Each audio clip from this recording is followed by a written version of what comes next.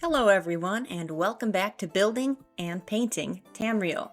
This is our third one, and today we're going to be painting everyone's favorite punching bag and probably the worst spy ever, Ancano. So here we are with the College of Winterhold box. Now, we've got a lot of good characters in this one, but I thought the one to do would be Ancano because those Stalmore uniforms, they can look really good, but they're really tough. I normally don't show the opening of the box, but I started thinking, Elder Scrolls is so big that I could easily see someone just buying it, not actually knowing that you have to assemble it. So just in case, here's what that looks like. They come out like this. You've got a lot of the arms on the peg and the other parts, but the thing is there are numbers on these, and there is a number for each one. So you can see we have some there. We've got matching one on Ancano himself, and then we're going to find his base by once again checking the number. The arms aren't normally clear like this, but that's for some different magic effects that you can do with any of the mage ones. Now I'm going to take that off here because part of this is we're going to have to do some cleanup on these with an X-Acto knife. But first, we're going to take this peg off. This might make some of you mad. I just like to take it off, and then I just like to take some nippers, and I'm just going to clean it up because it really only leaves a small mark, and I'm not too picky about achieving a perfect circle. So this is one of those ones when you're watching and you're like, holy moly, there's a better way to do that. What is she doing? And if you're having that thought right now, feel free to post it. But that is the quick and easy way that I like. So next up, we're going to inspect the arms here. We're going to do some cleanup. So there's the X-Acto knife. So sometimes these are usually really clean, especially with this line, but sometimes there's these little bits that you do just have to clean up, and the reason for that is that they're like these very small. Ancano didn't have many, so I don't have a great example here, but they're these little tiny parts. They're very thin and they kind of poke off the figure, but you clean those up because apart from just not wanting it on the figure, if you miss them before you prime the figure, then you're going to have to break them off, and that's a pain because then the part underneath it is not primed, and then your painting is just not going to be as even and look as good. So there he is. As you can see, we've got a lot of good detail on this figure. That's the front, that's the back. Here is, if it focuses, yeah, there's one of those things right on the kind of the elbow part that I was talking about. Now part of these that I like to look at is right where they join with the torso. Sometimes they have bumps that are just from coming off the peg, sometimes they don't. So I'm checking on Ancano there to see if he has any indent or anything that shows that I'm supposed to leave that bump so that it can plug in. On Ancano, there aren't, so I'm going to go ahead and make that flat so that I can merge it to the torso. Again, I just use the nippers for this part.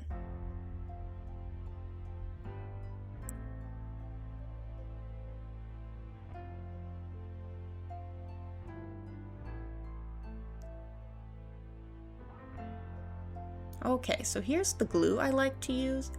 This is a brand I got from Hobby Lobby. It works well. There's 3 kinds of it. It has thin, medium, and thick.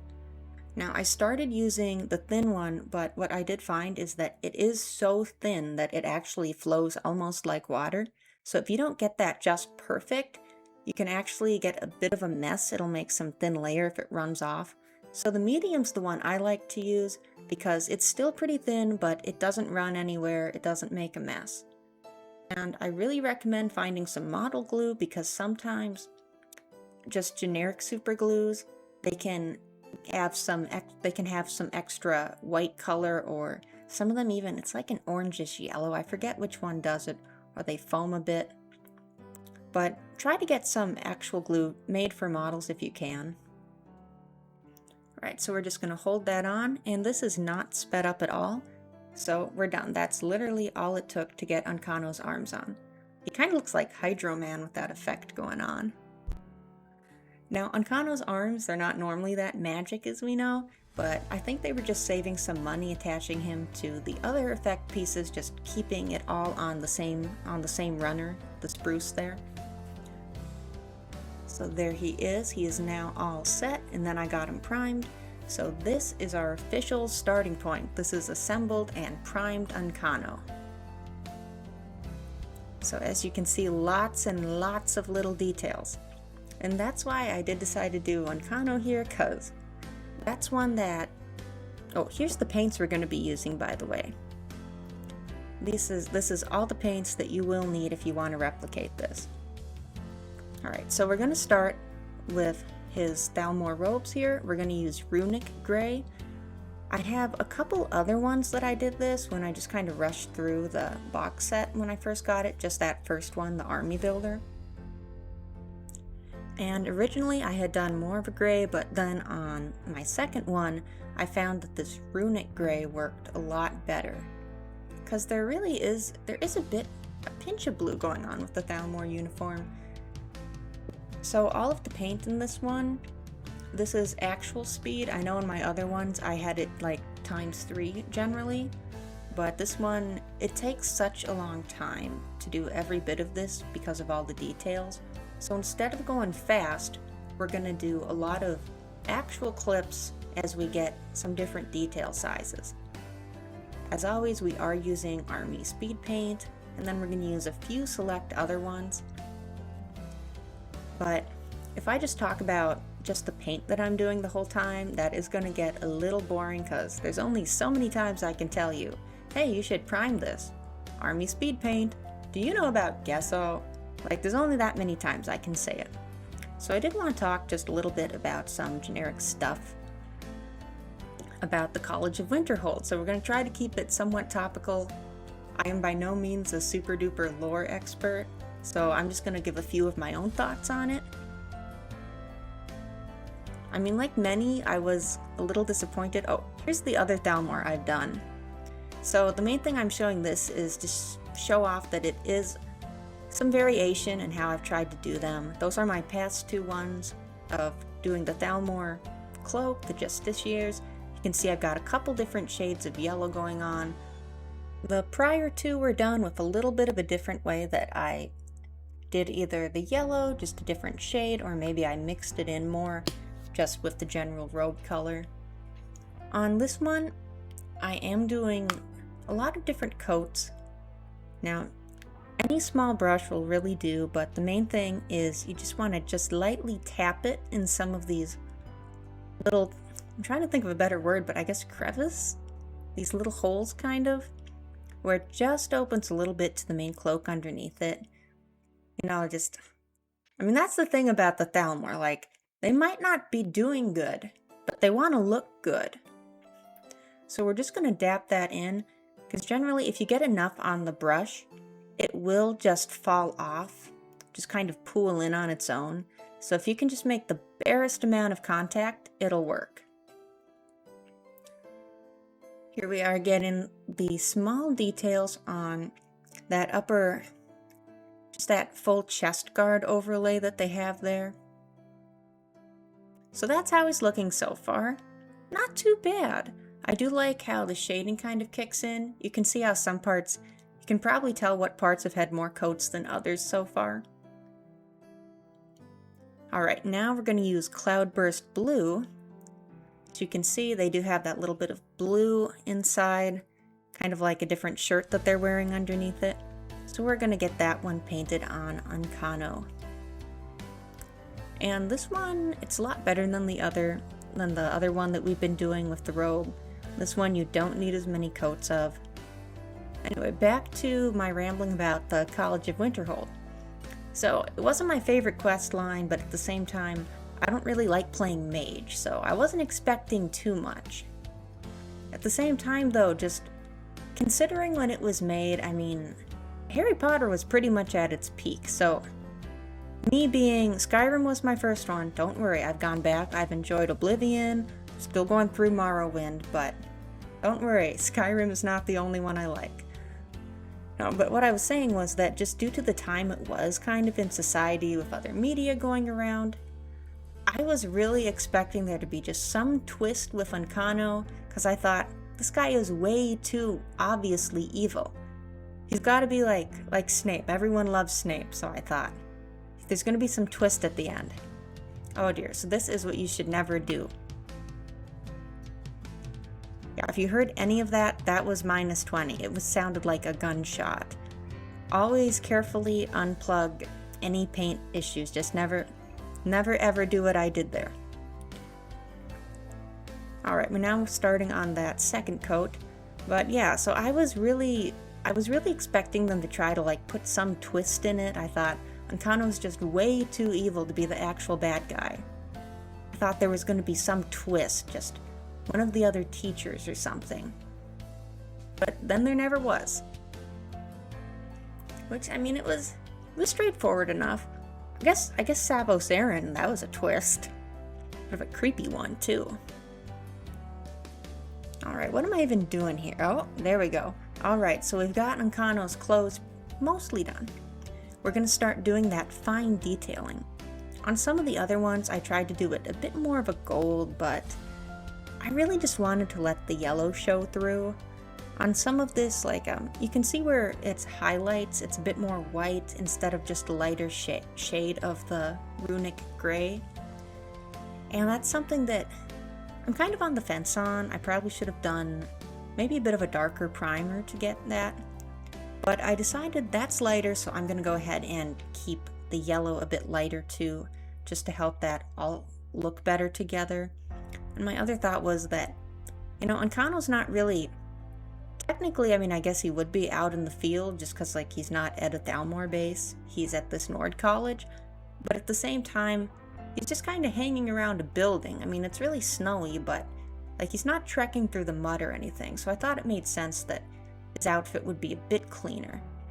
Now, for this, you have to have a very, very light touch because you only want that little part that pops up off it. You only want your brush to hit that. If you hit anything else, it's going to get in there and it's going to mix with the gray. So a very, very light touch with this. So I'm just kind of gently running the brush over it, just trying to let it hit everything, but I don't want to press it too much. Sorry about this part being blurred. There are these spots on the side, these little lines, and I've looked at it in the game, I've looked at it in some pictures, and it's done in a way that I can't always tell if it's meant to be that it started kind of a goldy yellow and got worn, or if they're just doing like a type of brown leather maybe underneath the other kind. I don't know if it's a wear effect or an intentional color, but on mine I make it yellow. So I like to fill it in gray but leave some extra spots along those indented lines for that yellow to go in, because it's a lot easier for the gray to overtake the yellow than the opposite. So there's a much better one. I finally got my camera in focus. Yeah, so you can see we're just giving it a pinch of yellow there. And that's one of the spots where I do intend a little bit of overlay because it's just so close, and I imagine it could have just a pinch of wear. I'm trying to avoid a lot though, because as I just explained, I don't feel like Ancano would have as much wear on his uniform. Alright, now we're looking at a very blurry image I captured, but I'm just trying to do the same for the gauntlets. This one is, yeah, there's probably a better technique. You can see it does turn a bit into just blobbing it on with that one part. Now the feet, once again, they do pop up, so if you're very gentle and try to just barely hit it, you can actually get it just like that. Here's some pictures when it's done, so there you can see we got our feet. These are the Ancano feet pics. I'm so sorry those words got strung together. Never again. That is what the boots look like. That is what the top looks like. Yeah, he did get a little stain on his hair, but I'm going to fix that right up. But this is our detailing, so I think we finally got his uniform set, which means it's time to try to figure out just what in the world we're going to do for a skin shade. Because I know they're supposed to be yellow. But the way it's always been, for me at least, looking at them in Skyrim compared to Oblivion, is in Skyrim they look almost like an orc green. They look a bit more green. So I've messed this up making some too yellow. I made one look too much like an orc, but this is what I found. These two colors right here. These are the two that I like to put just a drop of each because, I mean, we're only doing that little head on it. We're not painting too much with this. But I like to make just a bit of an overlap. So there you can see me mixing them in at first. I've got a little paper towel where I let my brushes dry, but I also keep a spot of that open just to test and see what colors I'm actually making. So here it turned out too yellow. So I'm kind of making a bit of a spectrum of it that I can just pull from. And I did find the right yellow, and there it is. I thought that was pretty nice. Not like pure yellow, so it's a little different from his uniform's yellow. And now we're going to do the base that he stands on. I was going to make this gray, but I thought, you know what, College of Winterhold, that's a pretty important location. So I looked it up, and it actually does have more of a blue floor. So we're mixing in a couple. My main concern here is I don't want it to blend in with his uniform. I do want the figure to stand apart from its base. I was enjoying this. Now, the footage is, I lost the footage of this, but I tried to give it just a pinch of some wear. I picked a yellow. It did not go well, so I had to do some repair work. Now it's time to paint the great artifact, the Eye of Magnus. So we are using magic blue because the eye is very magic.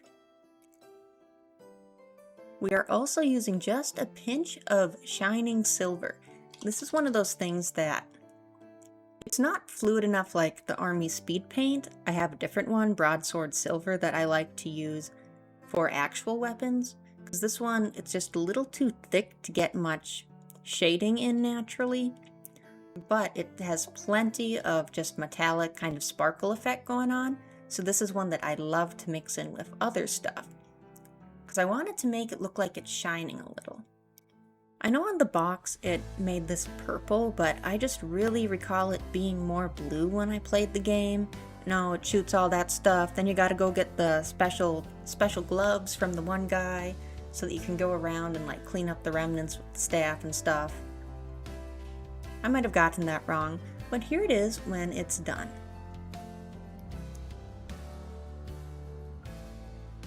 This is just showing how far we've come with it. All that's left now is to get his beautiful hair done. So I did get a little stain on top of it, but we can definitely fix that. So I have Holy White here, and then I also have this Cold White that's just from the plain model color. And the reason for that is Holy White, I have never ever been able to actually get white. It's always gray. It's holy gray. Look at that. Like, what am I going to do with that? So we're going to mix in some of the plain model color white, just give it a bit more strength in that area. Going to mix it up. As always, I do have that paper towel on hand, so I can check what color. Or you know what? Yeah, let's just use the side. Yeah, that looks pretty white. And there we go. I do like that it still has a little pinch of gray in it from the holy white, holy gray I should say, because that'll still give a pinch of some depth to the hair, maybe just let it sink in a little darker in some spots.